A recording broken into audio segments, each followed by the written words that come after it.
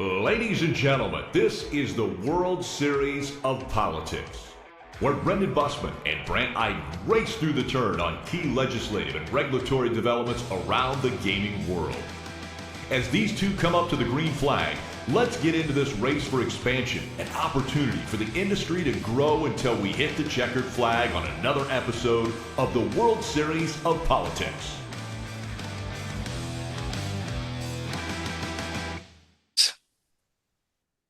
Welcome back to the World Series of Politics podcast. I'm your host, Brandt Iden, along with Brendan Bussmann, who is finally getting to experience some actual warm weather. It's nice, it's balmy, it's humid. You're enjoying Puerto Rico, no doubt, right? Well, this is my cool week. And I say that saying you and I last week, when I was in Vegas for literally a day, had dinner. Which was obviously at wonderful Piero's at the Monkey Bar, as we always love to. Yes, of course. And next week I'm in Dubai, so this is my cool week as I travel the world. And I have a nice breeze. There's sun. Yes, it's a little bit of humidity, but it's under 90 degrees, so it's a great day.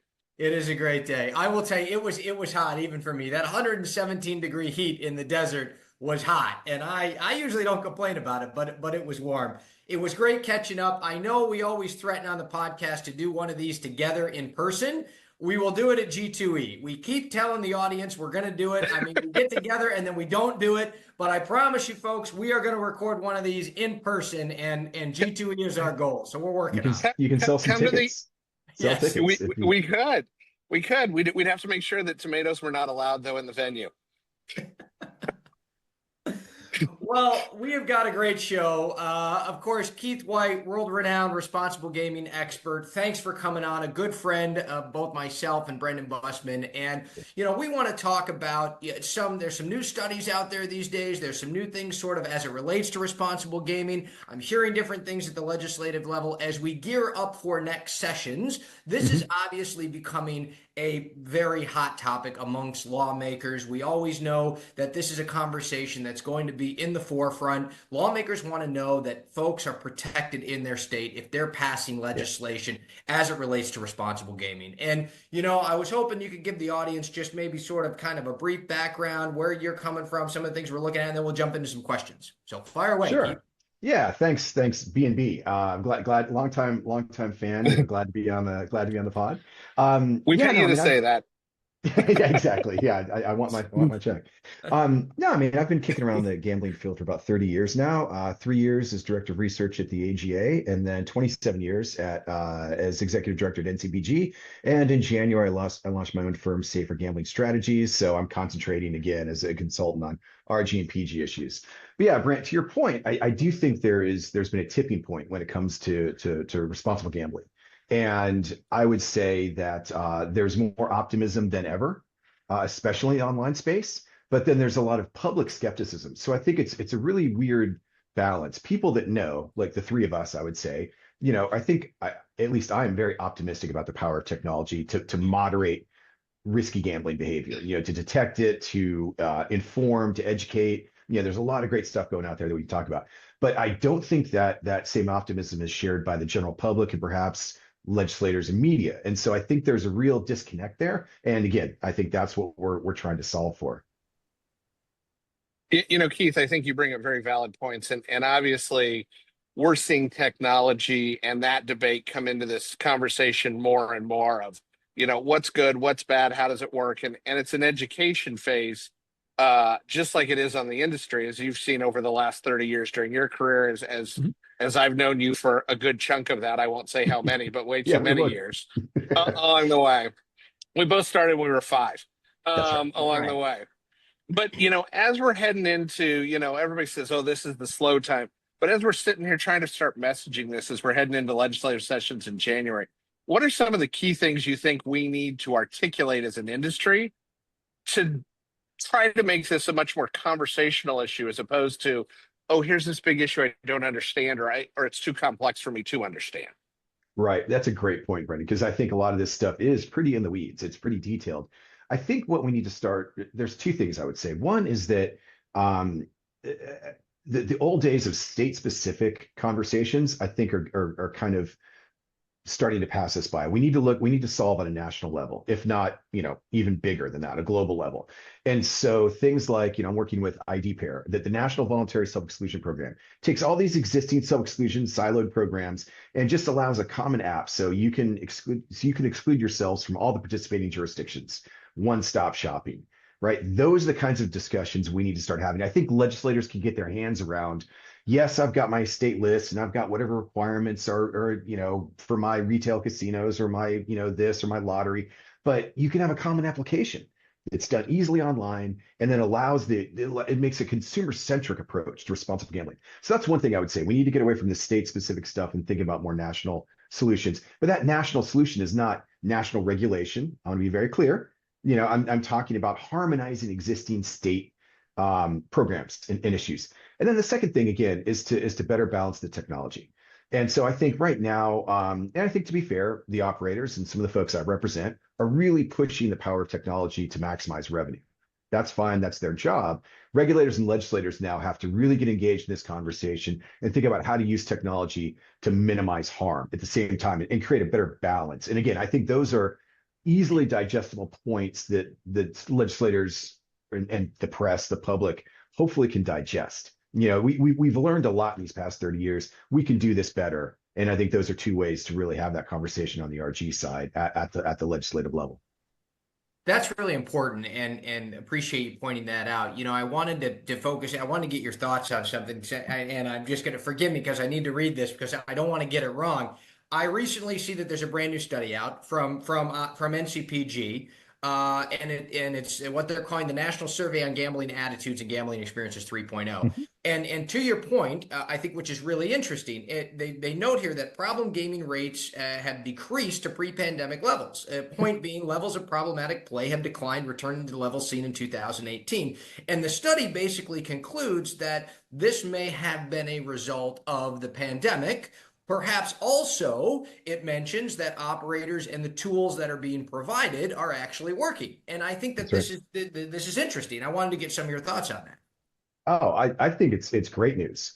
These are always studies, they're always point in time, but people have to remember that the national the NGAGE survey started in 2018. So you've got a 2018 sample, 2021 sample, and now a 2024 sample that's just being released here in 2025. And so they're big, it's thousands of people nationwide. And when you look at the state samples, you're getting about 25,000 to 27,000 respondents. So these are very powerful studies. Most of the studies that you talk about, a couple hundred people here, maybe 1,000 people there. Most of them are not statistically significant at the state level. This NGAGE is. And so the findings are very, very positive. There's still a lot of risk there. And increasingly, one of the things when you dig into the study, Brandt, I think you're right. The overall rate seems to have, kind of stabilized a little bit. It's still higher than it was in 2018, of course. Sure. But where you look at where the growth of risk is, it's among this young male online sports betting population. So that's where probably in 2021, I think one of my assumptions is that what we're seeing is this effect of a ton of these young male online sports bettors that jumped into this, during the pandemic because they were bored, they were stressed, they were lonely, and some of those folks, really developed, some serious problems, but they also, are starting to moderate. And again, as you say, the RG tools are really, I think there's some success there. So I think it's great. There's still problems. No one should say, okay, we're done now. Let's pack up and go home. Of course, You can't raise the job well done flag, right? Yeah, exactly. No banners. Yeah, we're not going to hang a banner. We're not putting the banner on the side of the ship. Not yet. Mission Not yet. accomplished. No, we're not there. But I think everybody, and especially people that are concerned about gambling, should celebrate results like these rather than trying to pick holes in them. And because there's lots of caveats. This is always blah blah blah blah blah. You could always do more research, but any sign that problems are going down, we should all be pretty happy about. Keith, I agree with you that we need to celebrate those things, but I want to go back to something you said earlier before Brandt went into that survey and talking about the federalization of gaming and how using tools like self-exclusion are important. But obviously we've seen a lot of people come in as I always like to refer to them, the British invasion that thinks they want to tell us Yes. again how we should do stuff. But as I always eloquently said, I think we showed that when we dumped a bunch of tea in a harbor Yeah. some 200 some odd years ago. In fact, coming up on 250 this next summer. What's the difference between what we need to do versus what some of these naysayers that don't understand our industry, that don't understand how this actually works, as somebody that's a Yeah. veteran for 30 years, how do we need to look at it from the continued state level approach? I think that's I think harmonization is a big word for me because I think you can look at things in a national scope. It still respects state sovereignty and tribal sovereignty. Let's not forget the tribal sovereignty. That's extremely important. And so I look at this a lot like rather than ever talking about if there will be a federal gambling commission, which I think is extraordinarily unlikely in the United States for all sorts of, as you say, political, historic, legislative reasons, constitutional reasons, quite frankly. I think we can look at better harmonizing all these existing state and tribal regulations to find a common standard. So when I look at this, and I think the experience with alcohol and the minimum age to drink is a great example. So there is no federal age to drink. There is a lot of pressure from the federal government to say all states should harmonize their individual state laws to 21, and they've got a big club. They can leverage highway funding, right? We could do the same thing. We could say, hey, the goal is for every state, every tribe to take their minimum age up to 21. Lottery, racing, online casino, I don't care. And, do it voluntarily. Let's get the industry behind this. Let's just say, look, we're going to try and find a national consensus minimum age. It's not going to be a national regulation. There's not going to be a federal gambling commission doing that. It's going to be states finally getting together and saying, we have to look at this as a national level issue. It's crazy that there's a couple hundred jurisdictions, many of which have different ages. Here in the DMV, you can bet sports at 18 in DC. I can cross the river, and a mile later, I can't bet sports until I'm 21. Same operator, same advertising market, same people. I mean, I cross into DC, a couple times a day to have lunch and dinner and meet with people, and I have to go back and forth. 18 good, 18 bad, 18 good, 18 bad. And I think. So I think it's hard for operators. It's really bad for consumers. But I think to your point, Brendan, it shows if we, as the industry, can't get our act together and start pushing to just on some basic common sense thing, trying to get each state and each tribe to harmonize, we are inviting a national, or we're inviting, I'm sorry, not a national, we're inviting a federal overreach. So again, I think that window is closing. I think it would be hard, but I think you look at a lot of bills like the Safe Bet Act, it's not impossible to think someone's not going to try and do this. So that's what I would say to you. I think, and you and I have kind of agreed to disagree a lot on the nationalization of gambling. It is still state by state, it's still tribe by tribe, but there's no reason why states and tribes can't agree. Maybe it's a compact. It's like sharing poker data. Let's all agree just to hit 21 as a minimum age. That is going to solve so many problems for operators, consumers, and regulators. And it's maybe perhaps for all of our clients, it's going to prevent or help prevent federal oversight and overreach. I remember growing up in Michigan, it was real easy to just jump on I-94 and go over into Windsor when I turned 18. Sure. And we'd spend a lot of time doing that. Shocking, Shocking, Mr. Iden. You did that? I never would have guessed that. I spent a lot of time learning about gambling over there, and that our friends to the north, on the ground experience. Yeah. Well, Keith, I've got one that I sort of hear out there on the trail a lot with lawmakers that I wanted to pick your brain about, and that's specific to this argument that illegal gambling is sort of played out, right? And specifically, I want to delve into that. When I go out there and I talk to lawmakers and I say, look, the more restrictions and the harder you make this, and if you don't legalize, you've got folks that don't have any protections in the illegal market. You've got all these players playing in the illegal market. The onus is on you as the lawmaker to help your state citizens and create and put some regulation around this. And I read in the media and I see some of this other stuff and they're like, operators keep saying illegal market, and that story's played out. No one believes that anymore, that there's this illegal market, the boogeyman, right? Yeah. I mean, what do you think? Does it still resonate? Is it still true? I mean, I think it is. Maybe I'm wrong, but what do you think? Yeah, I think you're right. But the evidence and that new report from Campaign for Fair Gambling was fascinating. Whether or not you agree that there's 67 billion in illegal online offshore gaming every year, and I think there's some reason to maybe be skeptical of those figures. But let's cut it in half.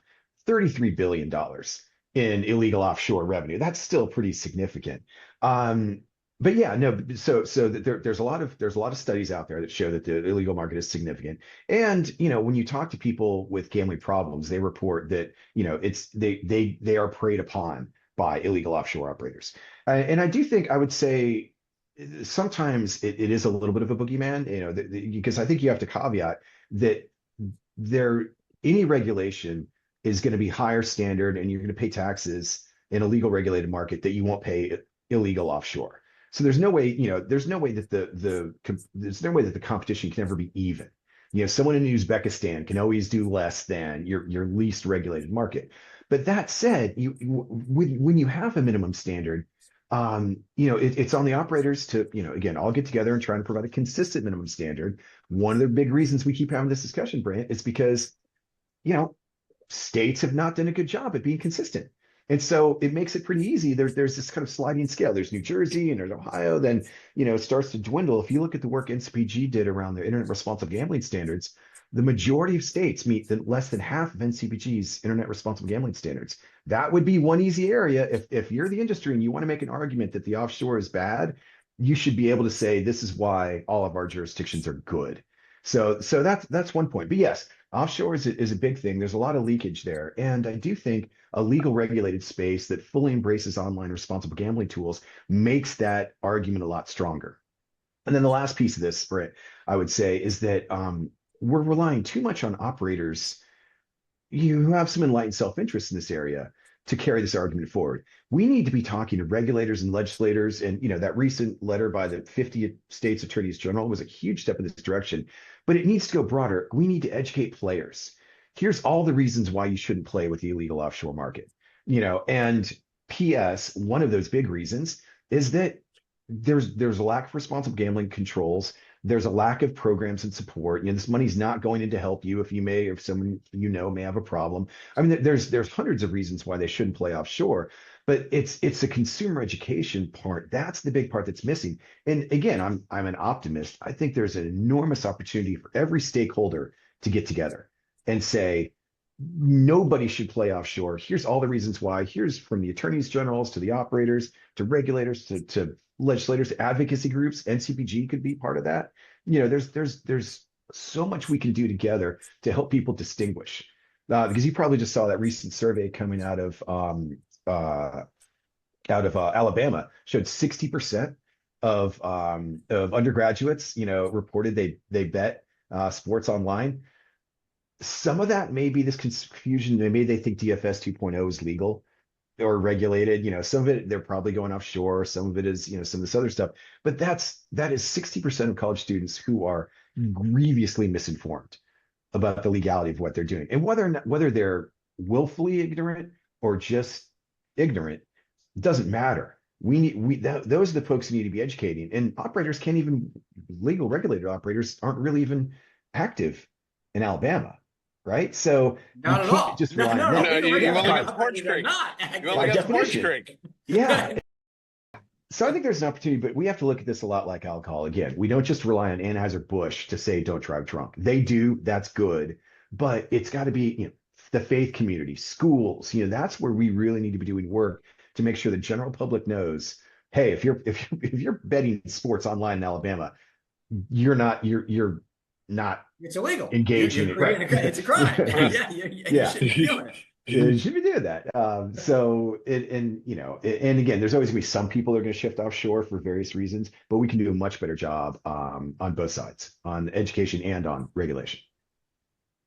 Well, Keith, we're running out of time here. Yeah, sorry, that was a long. No, it's all good. Well, and the other thing I was going to add to that is it's not just offshore at this point. We've got the social guys and everything else that think they're legal too. That whether it be Alabama or anywhere else, but we'll leave that for a different episode, and all the cease and desist letters against those guys along the way. But as we're closing out today's show, what's sort of the one thing you'd like to leave guests with, where we need to go, whether it be through research or collaboration, as we continue to, I'll use your language of harmonize the industry? Transparency of data sharing. There's a lot that operators know about the behavior of their players. They hold, in some ways, the keys to the kingdom for responsible gambling. They can tell us who's gambling, when, how much. They don't know the why, and that's a big part of it, because data alone is not going to diagnose somebody with a problem. But by sharing these data sets, anonymized, even not even operator specific, but pooling that data, pooling billions and billions of records, is going to help everybody else figure out, A, if their responsible gambling programs are working, B, where the risk is, and C, how to better minimize that risk. But right now, except in limited circumstances, that data is being held and it's not being shared. And so in some ways, I don't want to say operators have themselves to blame, but by publicly revealing a lot of this information, warts and all, you're going to get to an area where people start to trust you again. Because right now, I think there is no trust amongst from the general public, from legislators and regulators of the industry, and especially the online industry, because they could really help everybody. They could demystify this. There's so many myths around there. They could bust so many of those myths by sharing these huge swaths of anonymized data. And I think the fact that they're reluctant to just creates that skepticism that we've been talking about. And until you address that skepticism, I think it's going to be a hard road on the legislative side. Keith, thank you so much for joining us. We greatly appreciate it. We've covered transparency, RG. That's right. We got history from Brendan Bussmann throwing tea in the harbor. We got it all on this episode. So thank you very much. This has been another episode of the World Series of Politics podcast with your hosts, Brandt, Iden, and Brendan Bussmann. We'll see you on down the road. Thanks, guys. You've been listening to the World Series of Politics podcast with Brendan Bussmann and Brandt Iden. We'll be back at the starting line very soon. This has been an IGB production. For the latest news, views, analysis, and data on the global gaming industry, head to igamingbusiness.com.